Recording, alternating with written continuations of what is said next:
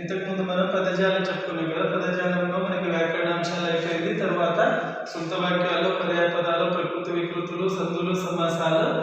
తర్వాత మనకి వచ్చేసి ఏమైపోయినాయి, ఇంకా అవి ఉత్పలమాల, చంపకమాలని కూడా అయిపోయింది కదా అలంకారాలు. ఇప్పుడు వచ్చేసి ఇక్కడ సరళాదేశ సంధి ఇస్తుండన్నమాట. మనకి ఆల్రెడీ ఇది 8th క్లాస్లో వచ్చి ఉంటుంది. కాకపోతే ఒకవేళ మీరు మర్చిపోయినా ఇప్పుడు మళ్ళీ నేను ఒకసారి గుర్తు చేసుకుందాం. టెక్స్ట్ బుక్లో చూస్తే మనకి తెలిసిపోతుంది అనమాట. Page number 57 and 58. ఇది 57లో చూడండి, సరళాదేశ సంధి. దీన్నే మనం ఇంకో పేరు కూడా ఉంది, దీన్ని ధృత ప్రకృతిక సంధి అని కూడా పిలుస్తాం. అయితే ఈ సంధి గురించి వచ్చేసి ఏంటంటే మనకు కూచెను, చూసెను, వచ్చెను, తినెను, చేసెను, నడిచె, వెళ్ళే. అంటే ఏముంది మనకి నాకు సంబంధించింది నువ్వు. ఇక్కడ చూడ చివరి అక్షరం నువ్వు ఉంది, ఇక్కడ నకారం ఉంది అన్నమాట. నడిచె, వెళ్ళే, చేసే ఇవి.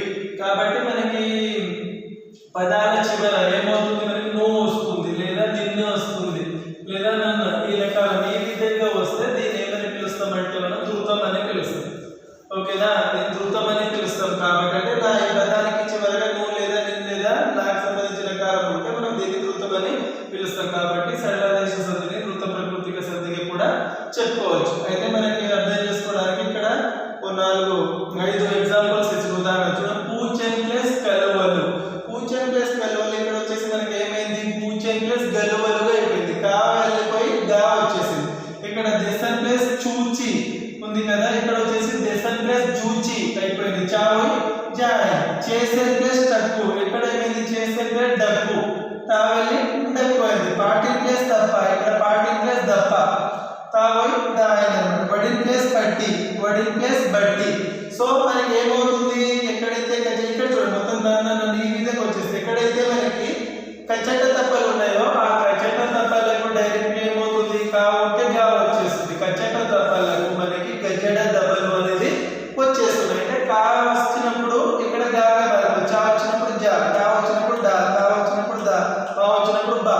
సో ఈ కచ్చట తప్పలు ఉన్నాయి కదా, ఈ కచ్చట తప్పలను మనం ఏమంటాం, పరుషాలు అని పిలుస్తాం. ఈ కచ్చట తప్పలను పరుషాలు అంటాం. ఈ గజడ దబలను సరళాలు అని పిలుస్తాం. ఓకేనా, వీటి కచ్చట తప్పలకు మన గజడ దెబ్బలు వస్తాయి కాబట్టి సరళాలు అంటే మనకి చివరిగా వచ్చేవి సరళాలు. కాబట్టి దీన్ని సరళాదేశ సంధి అని కూడా అంటాం. ఓకేనా, అయితే ఇది మనకి టెక్స్ట్ బుక్ లో ఇచ్చిండు 57వ పేజీలో.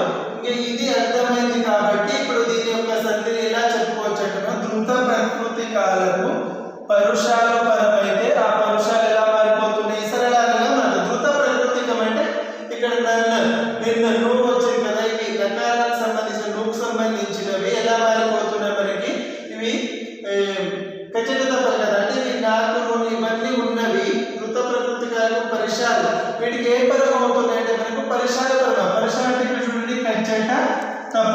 ఓకేనా, ఒకసారి చూసుకోండి క్లియర్ గా. ఇవేమో ధృత ప్రకృతికాలు చివరిగా ఉన్నవి. వీటికి మనకి ఏమైంది, పరుషాలు పరమైనవి. అంటే అందులో కచ్చట తప్పలు పరం అయితే మనకి ఏమొచ్చినాయి, సరళాలు వచ్చినాయి. అంటే ఇక్కడ చూడండి గా, జూ, డా, దా, బా ఈ విధంగా గజడ దబలు వస్తాయి. దీన్ని మనము షార్ట్ కట్ లో కచ్చట తప్పలకు గజడ దబలు అని రాసుకోవచ్చు. అంటే ధృత ప్రకృతికాలకు పరుషాలు పరమైతే ఆ పరుషాలు సరళాలుగా మారుతాయి. కొన్ని ఉదాహరణలు ఇచ్చింది. ఇప్పుడు గురువుల గాంచి, ఎక్కువగా చొప్పడ, తల దాల్చి, చెవికి గుండెలకు ఇచ్చే. కాబట్టి మనం ఈ టైప్ లో దీన్ని విడగొట్టాలి. చూడండి ఎట్లా రాస్తాం, గురువుల గాంచి అంటే మనకి ఏం రావాలి, నకారం రావాలి. అంటే ధృత ప్రకృతికం రావాలి. అంటే గురువుల గాంచి అనేది ఏమవుతుంది మనకి కాంచి అవుతుంది. అంటే గా అనేది ఏమవుతుంది, కాగా మారిపోతుంది. నెక్స్ట్ ఎక్కువగా చొప్పడ, ఎక్కువగా చొప్పడ ఏమవుతుంది మనకి, ఎక్కువగా అవుతుంది. తర్వాత చొప్పడ ఏమవుతుంది మనకి, చొప్పడ అవుతుంది. ఓకేనా, ఎక్కువగా చొప్పడ. నెక్స్ట్ చూడండి తల దాల్చి అంటే మనకి ఏం కావాలి, ధృత ప్రకృతి అంటే తల దాల్చిపోయి ఏమవుతుంది, దా వస్తే మనకి తల ప్లస్ దాల్చిపోయి తాల్చి అవుతుంది. నెక్స్ట్ చెవికి గుండెలంబు ఎలా వస్తుంది, చెవికిన్ అవుతుంది. తర్వాత గుమ్మ అనేది కు అవుతుంది అన్నమాట, చెవికి గుండెలంబు. ఓకేనా, ఒకసారి చూసుకోండి. ఇలా ఏ విధంగా అయితే విడగొట్టినామో చెవుల అంటే చెవుల, ఇప్పుడు లన్న, గన్న, లన్న, నేను మొత్తం ఏమవుతుంది మనకి ధృత ప్రకృతికాలు అవుతాయి అన్నమాట. ధృత ప్రకృతికాలకు మనకి చో, త, పూమిట్లు అంటే కచ్చట దెబ్బలు ఈ టైప్ లో వచ్చేస్తే మనకు వచ్చేసినవి గజడ దెబ్బలు గా జో డ ద గజడ దెబ్బలు వస్తాయి. కాబట్టి ధృత ప్రకృతికాలకు పరుషాలపరమైన ఆ పరుషాలు సరళాలుగా మారుతాయని మనం చెప్పవచ్చు. ఇది సరళాదేశ సంధి. ఓకేనా?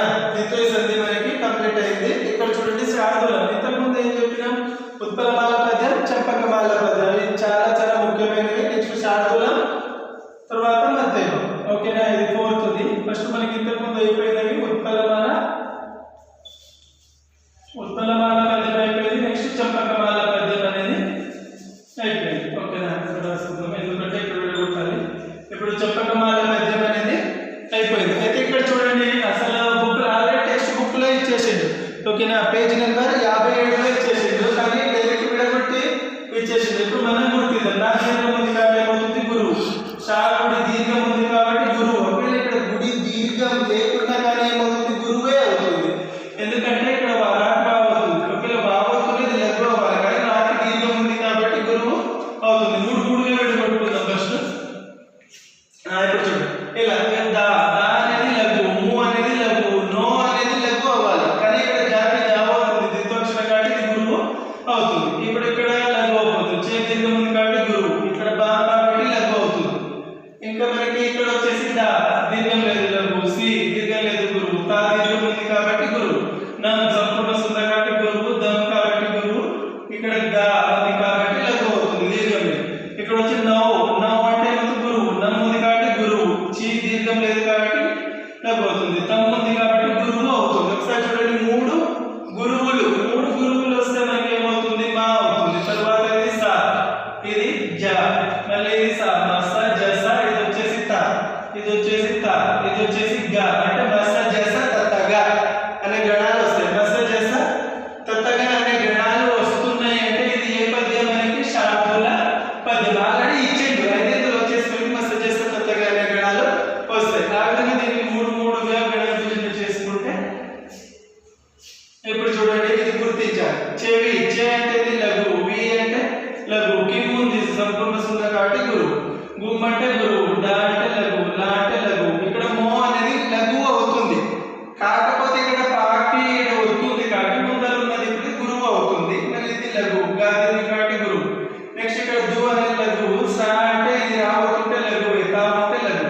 ఇక్కడ మే దీర్ఘం ఉంది కాబట్టి గురువు, చే దీర్ఘం ఉంది కాబట్టి గురువు. అయితే ఇక్కడ దా అనేది మీకు యాక్చువల్గా లఘు అవ్వాలి, కానీ దీనికి పక్కన వచ్చే వర్డ్ మాకి మా అవుతుంది. అంటే ఇది ఏమవుతుంది? ద్వితోక్షరం ఉంది కాబట్టి దా అనేది కూడా గురువు అవుతుంది.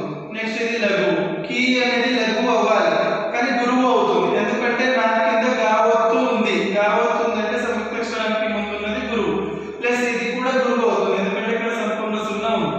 నెక్స్ట్ కా అనేది లఘు, నం అనేది ఏమవుతుంది? గురువు. ఒకసారి చూడండి, ఇప్పుడు చెవికి గుండెల మొప్పుగా శృతమే చేదన్కి గంకడం. ఇప్పుడు లఘు గురువు, లఘు గురువు అంటే ఏమైంది? ఇక్కడ చూసుకోండి, సా కాబట్టి ఇక్కడ మనకి ఏమవుతుంది?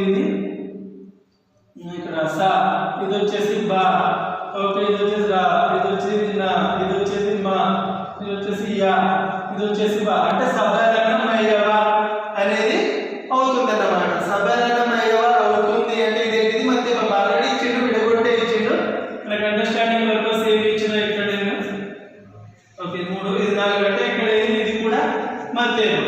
అయితే ఈ మధ్యమం వచ్చేసి సేమ్ ఏ పద్యం ఉండగానే ఏమవుతుంది? ప్రతి పద్యంలో 4 పాదాలు ఉంటాయి. ఇది ఫస్ట్ పాయింట్ అన్నమాట. ఎన్ని పాదాలు ఉంటాయి? 4 పాదాలు ఉంటాయి. తర్వాత యతి స్థానం వచ్చేసి ఇందులో 13వ అక్షరం అవుతుంది. ఇది సేమ్ 4 పాదాలు. యతి స్థానం వచ్చేసి ఇందులో 14వ అక్షరం అవుతుంది. తర్వాత మూడో పాయింట్ ప్రాస నియమం ఉంటుంది. ఇక్కడ కూడా ప్రాస నియమం ఉంటుంది. ప్రాస అంటే ఏంటంటే మనకి ఈ పద్యం నాశీవాదం పద్యం ఉంది కదా, ఈ పద్యం మొత్తం 4 లైన్లు తీసుకుంటే రెండో అక్షరం ఖచ్చితంగా షాకు సంబంధించిందే ఉంటుంది. ఇక్కడ వి ఉంది కదా, రెండో అక్షరం అనేది ప్రతి లైన్లో వాక్ సంబంధించిందే ఉంటుంది. దీన్ని ప్రాస అని పిలుస్తాం. ఏం గణాలు వచ్చినాయి? 4th పాయింట్ ఇందులో వచ్చేసి సబరణమయ్యవ, ఇక్కడ సబరణమయ్యవ వచ్చేస్తుంది. ఇక్కడ వచ్చేసి ఏంది? మనకి మస జస తత్తగ అనే గణాలు వస్తాయి. ఇక్కడ వచ్చేసి మనకి అక్షరాలు, ఇక్కడ అక్షరాలు చూడండి, అక్షరాలు వచ్చేసి మొత్తం 19 ఉంటాయి. ఇక్కడ వచ్చేసి 20. ఎట్లా ఒకసారి కౌంట్ చేసుకోండి. 1 2 3 4 5 6 7 8 9 10 11 12 19 అంటే ఇందులో ఐదో పాయింట్ వచ్చేసి మొత్తం 19 అక్షరాలు ఉంటాయి. ఇందులో వచ్చేసి ఏమవుతుంది మనకి 20 ఉంటాయి. అవునా కదా? చూసుకోండి. 3 4 5 6 7 8 9 10 11 12 13 14 15 16 17 18 19 20 అంటే మనకి ఇందులో వచ్చేసి 20 అక్షరాలు ఉంటాయి. అయితే ఇప్పుడు మీకు 8వ తరగతిలో ఏం నేర్చుకున్నారో నాకు తెలియదు. ఓకే, ఇది మా